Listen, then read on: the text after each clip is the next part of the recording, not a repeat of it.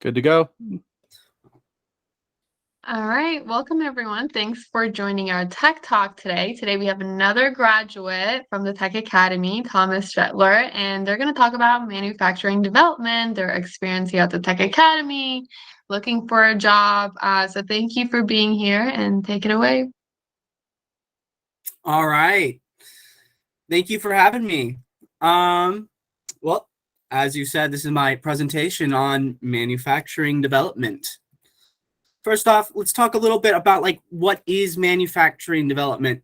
Manufacturing development can also be known as production development. It's kind of the focus on software or web software, which aids in transparency into or otherwise optimizes the manufacturing process. This can include things like, anywhere from QA data validation to material and inventory planning to monitoring safety and maintenance to product development planning and product design to machine input and also database management systems for invoices and applications to practically move certain data or run certain calculations against data for the production purposes. And manufacturing development consists of both console and web applications. So things like C# console applications for ETL processes is very common when we try to automate a process in manufacturing development. What are some of the pros and cons of, according to professionals? I asked some of the people at my work what they liked about manufacturing development and kind of how it differs and its challenges from other modes of development. And Caleb who's actually a old student or graduate of Tech Academy, what is my coworker, and he has been working in manufacturing development for 4 years now. And he mentions that he likes manufacturing particularly because of the semiconductors, that it's a really impactful career that produces real things that go into everyday items. You can also get exposure to domains that you typically don't see in tech jobs like industry controls and automation, albeit a bit limited. And I think that is huge. What we do on a daily basis in manufacturing development at SEH is a lot of different types of small automations to make workflow easier for the company and every party involved. Like for QA, if they have to send out a certain invoice and have to get data from 4 or 5 different places, we can pull up a program that gets all that data for them and compile it all together and create an automated process that will just send out the emails as soon as the data becomes available in the databases. And that's really kind of essentially what manufacturing development is really supposed to be all about. It's supposed to be making the job easier for kind of the rest of the workers and the company altogether. It's supposed to simplify things and make labor cheaper and more effective. Something they also mentioned about the challenges you might find when you are in manufacturing development. Caleb says, I would like to say the most challenging aspect is dealing with legacy and tech stack / technical debt and design systems that can both account for this while attempting to mitigate the problem for future developers. Now, something you do see a lot of in manufacturing development is some stuff like legacy code.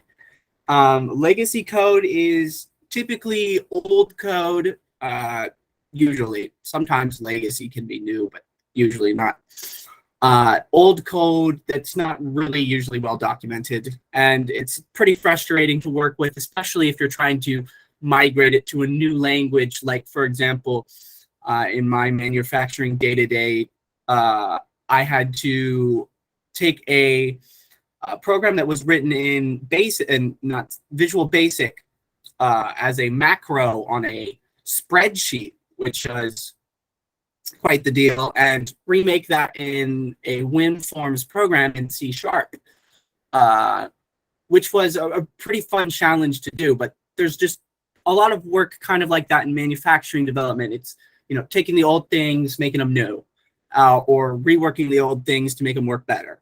And that's just like a big part of, some of the challenges you see is learning to upscale applications. And it also is helpful to learn about things like upscaling applications for applications that you create, that makes them easy to upscale. So future developers, when they come in and need to look at your application and you've already left the company because you're on to bigger and better things at the moment, can read it and scale up your application easily. So it's, important to make things like documentation and all that good stuff that makes everybody's lives a little bit more easier when they're working with code they don't know anything about.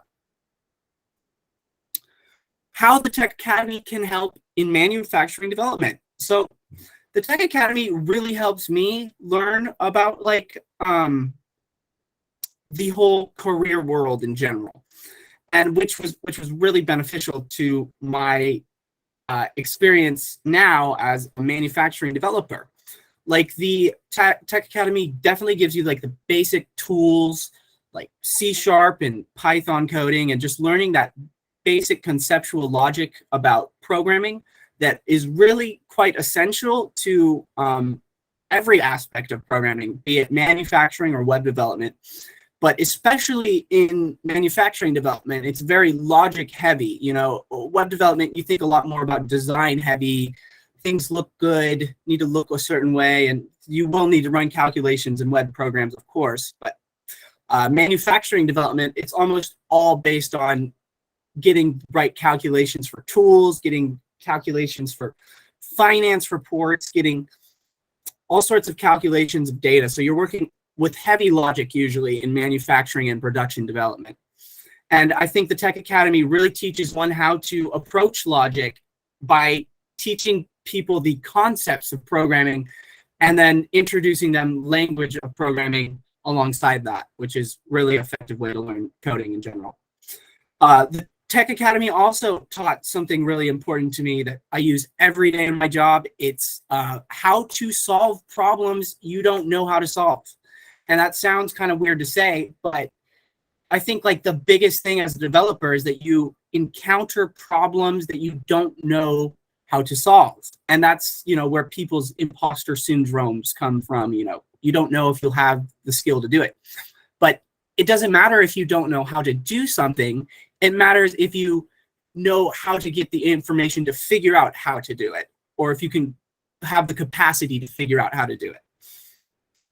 And that's something I feel like the Tech Academy really kind of drilled into my head about finding proper resources for coding solutions, finding effective solutions to improve your code, where to look at that, going to Stack Overflow, effective Googling, that sort of things. They have like a saying in programming, like a software developer job is like, 20% coding and like 70% Googling or something like that.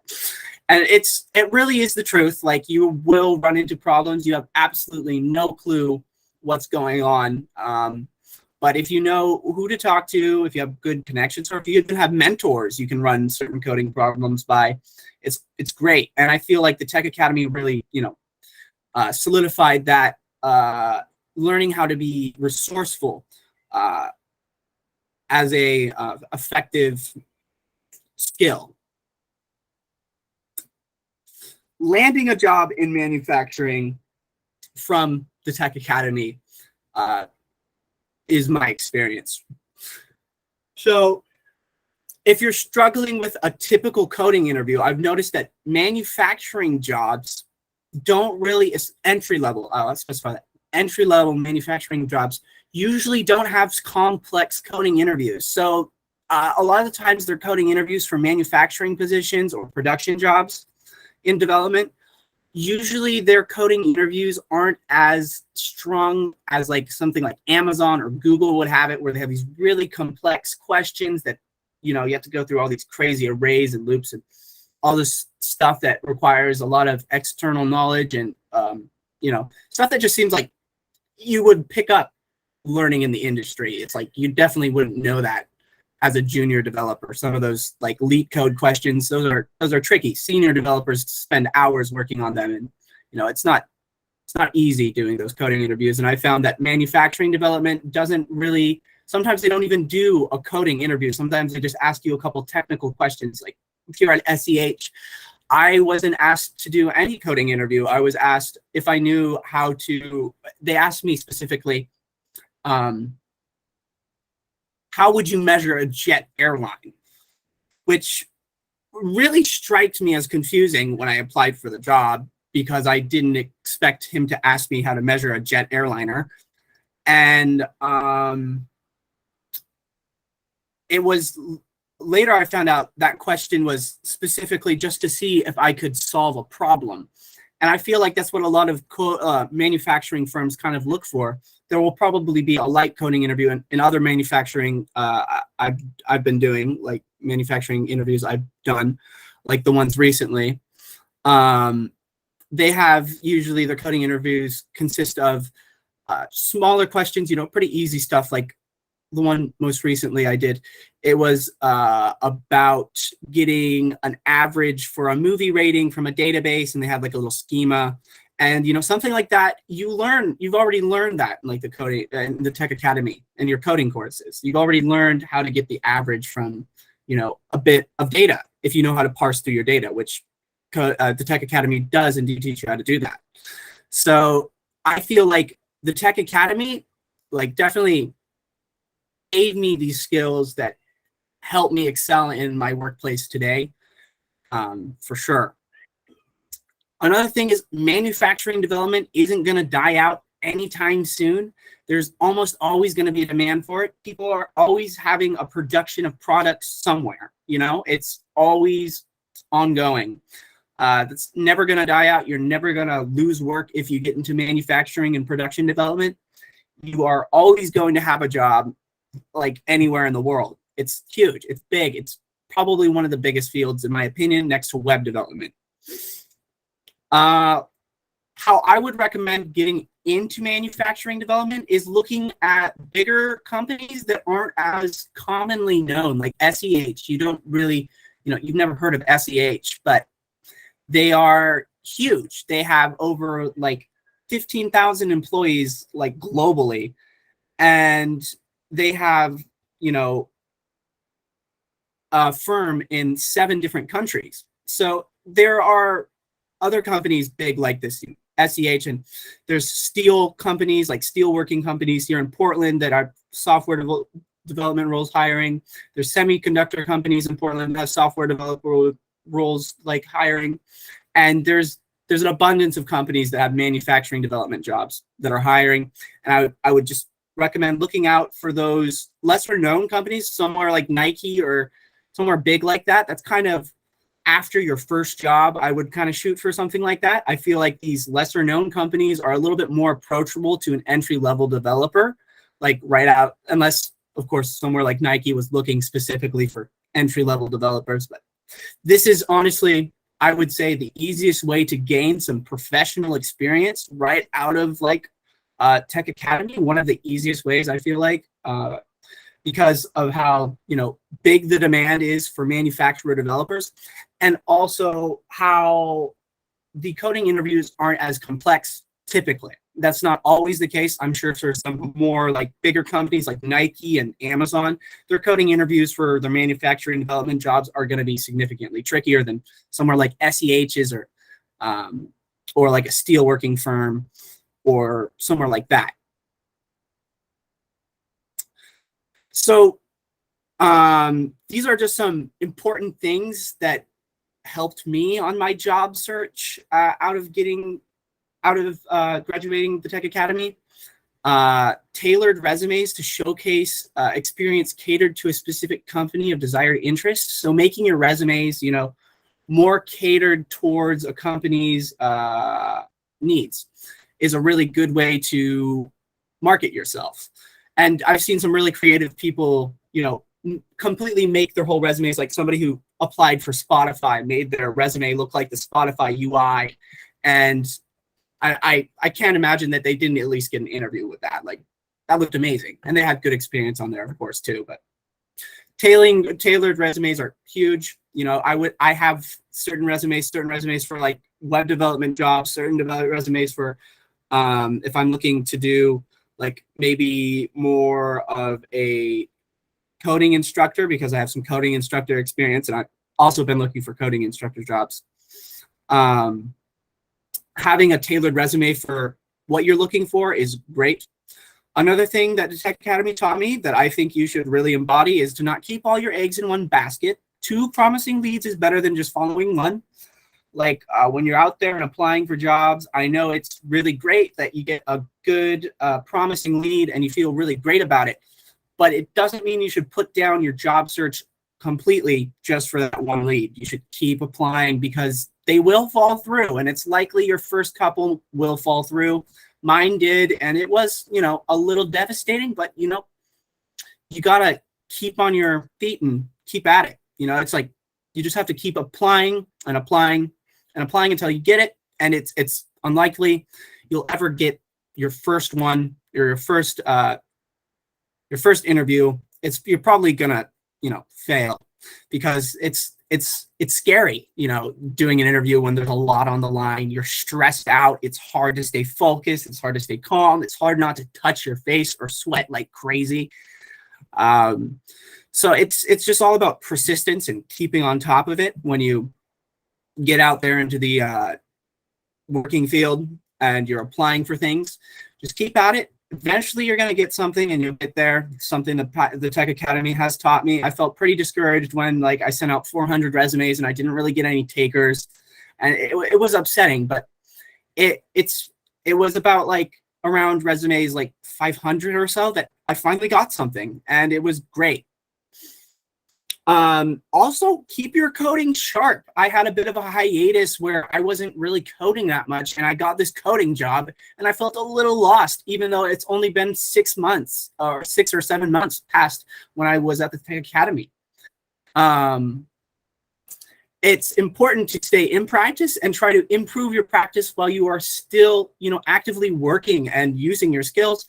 It's important to always keep improving in your field so you can remain both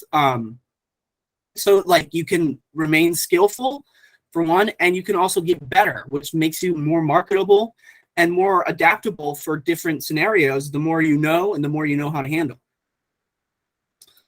And that's all for the presentation.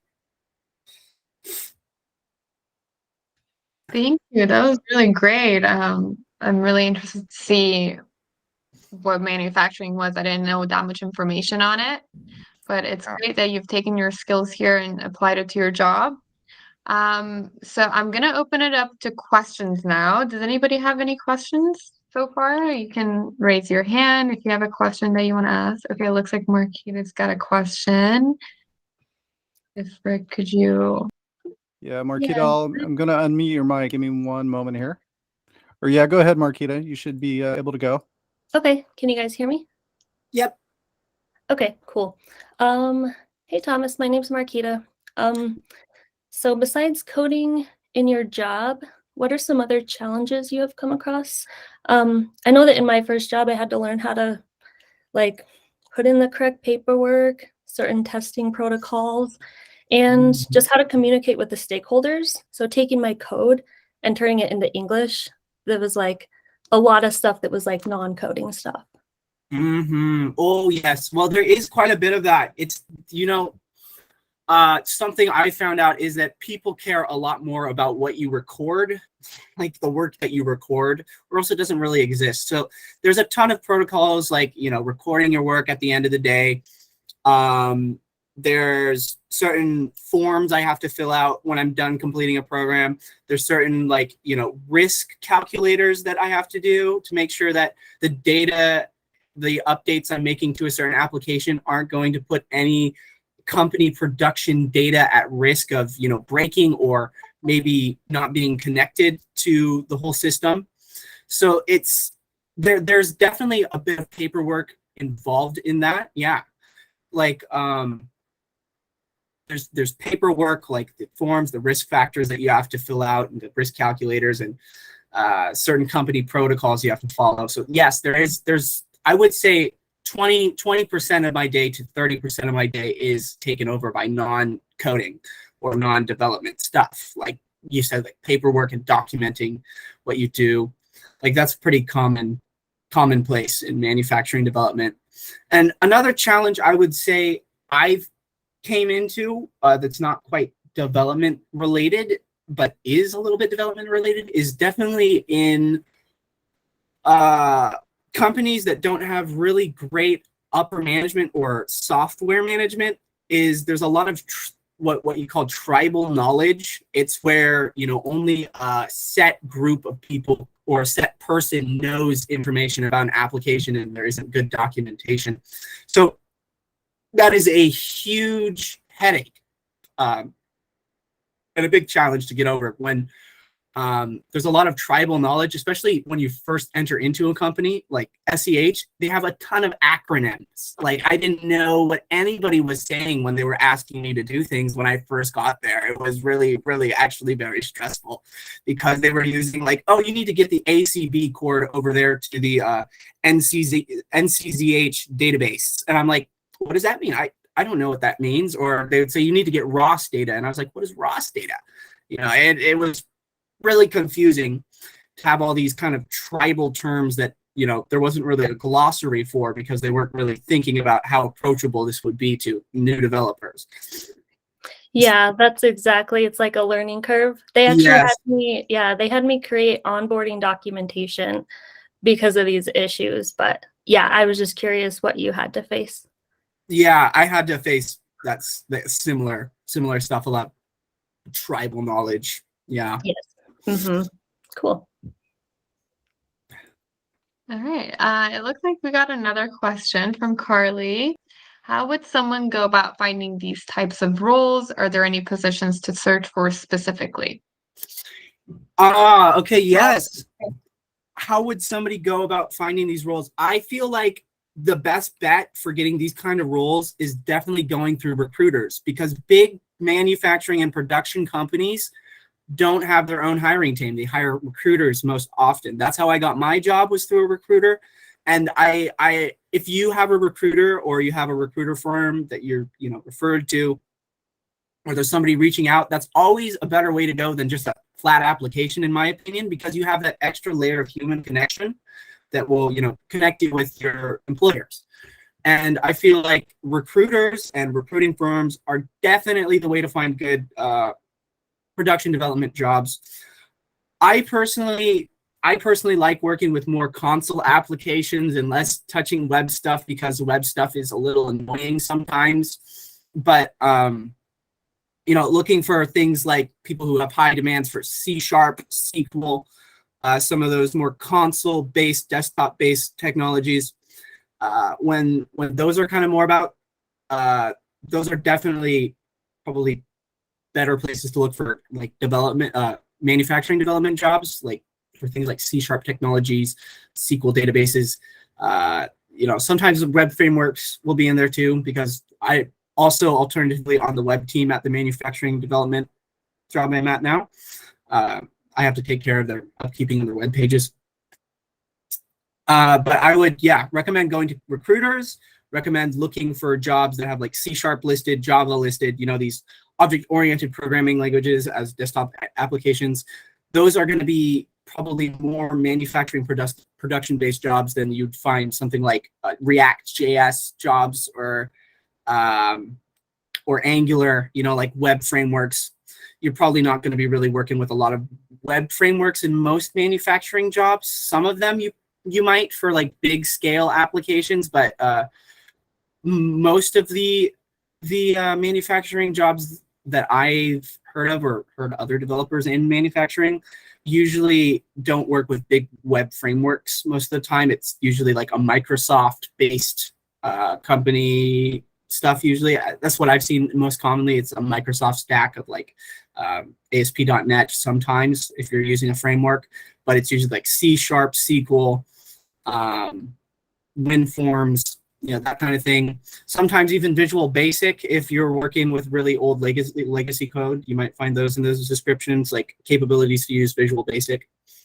So yeah, that's what I would say, like recruiters and looking for those kind of specific technologies.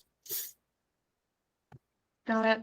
And where did you use LinkedIn to find these recruiters or other platforms? I would most commonly use LinkedIn when I was looking for a job, and that's how I got my last 2 jobs, was through LinkedIn. One of them was I was a technical support for a website, which wasn't really a whole lot of coding, but it was great experience learning, talking to clients and getting feedback and giving it to the developers. And, it was good experience.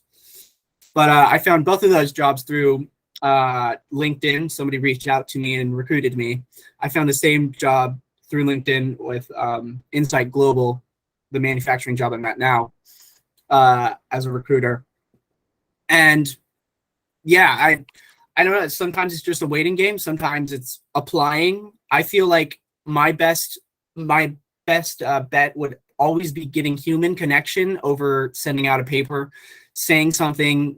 Cover letters are useful too, whenever you're reaching out or applying for something, to show people that you aren't just this like little sheet of resume. You're an actual human being that has skills and is really cool.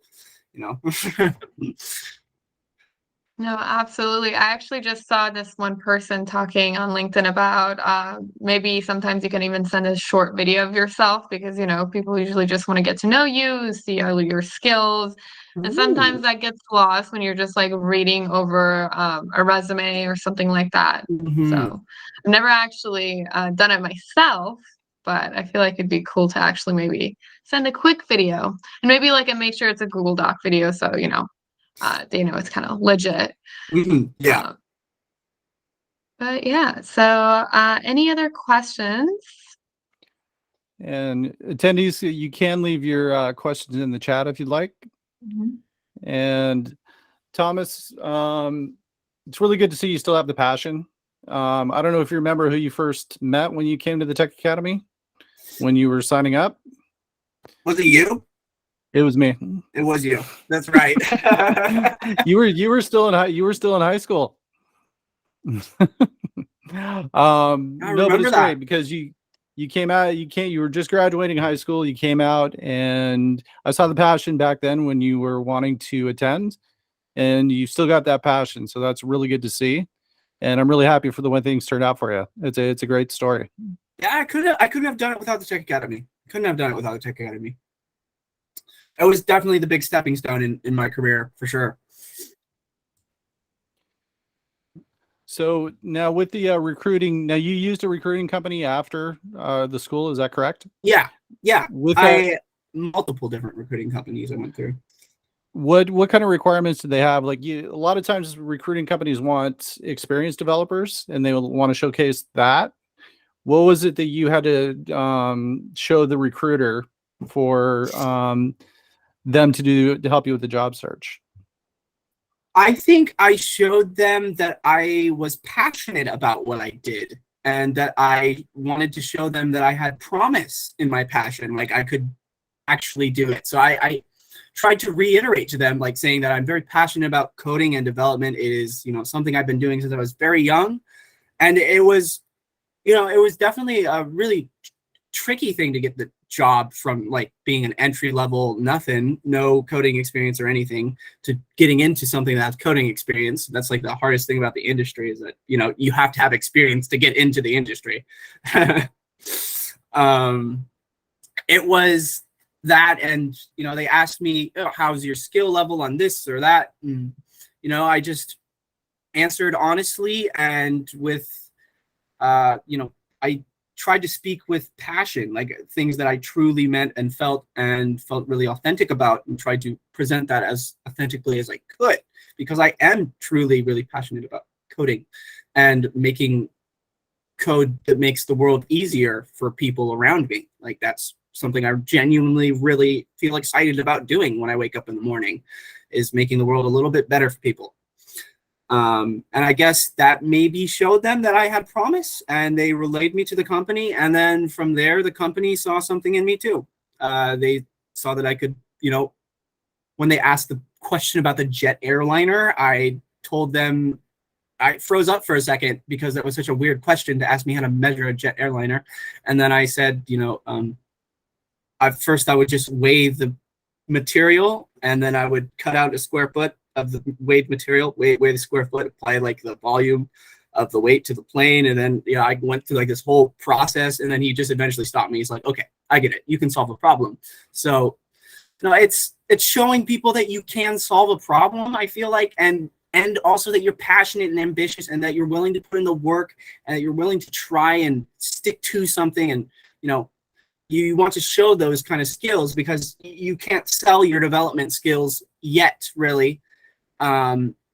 Completely, you can, like, with a good portfolio. Of course, you can sell your development skills, but you can't, sell them as a professional experience quite yet. So you have to sell your ability your capacity to be a really good coder to them, which is something you have to showcase with like passion and just a genuine enthusiasm for what you do.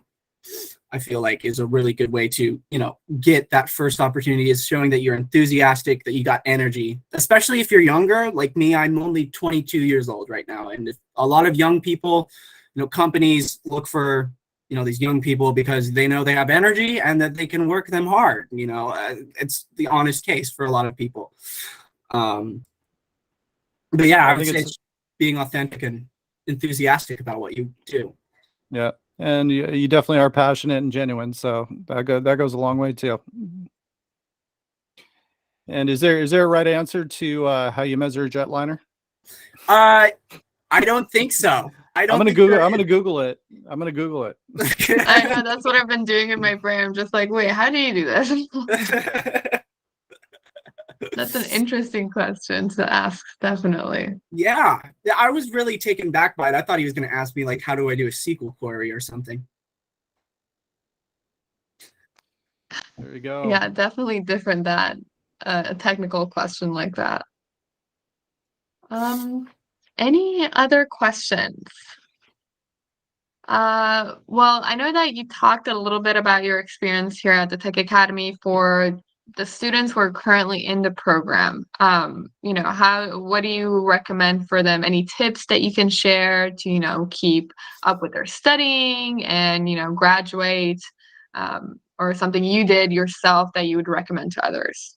I think I would recommend something I didn't do that I would recommend you do. I would say, those, you still do those that like month like prep, like not internship thing. You still do that, or is that still going on with Prosper IT? Live projects? Yeah, live projects. Yep. Yeah, I would say really invest your time into that. Like, that is really important, and you should really just go full in that whole 2 weeks. Don't think about anything else if you can. If you're working a job, that kind of sucks. You can't really do that. But if you are on campus, focus on that part, because that's going to be in your portfolio eventually, maybe. It's really, really that live project is super important. And I would just try to make that look as nice and as good as possible, because that's kind of what you're going to try to market to people. Is that live project experience is, essentially what got me into this position I have now on my resume. And having some of that stuff in my portfolio was good.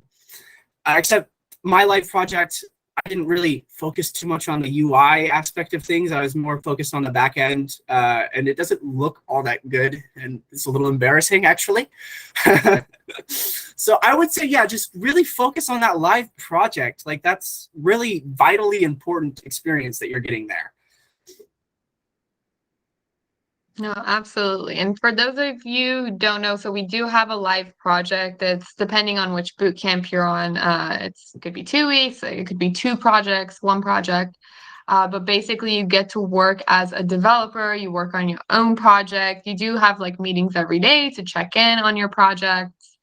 And then you can actually add that to your resume, because as Thomas has said, you do, when you're in the tech field, they're looking for people who have experience, know how to code. And that's, one of the ways you can actually showcase the things, So yes, it is important to actually, put all the efforts in to make it look neat, pretty, showcase all your skills. So then you can actually talk about it in interviews and, put it on your resume. So that is definitely a great tip. For sure.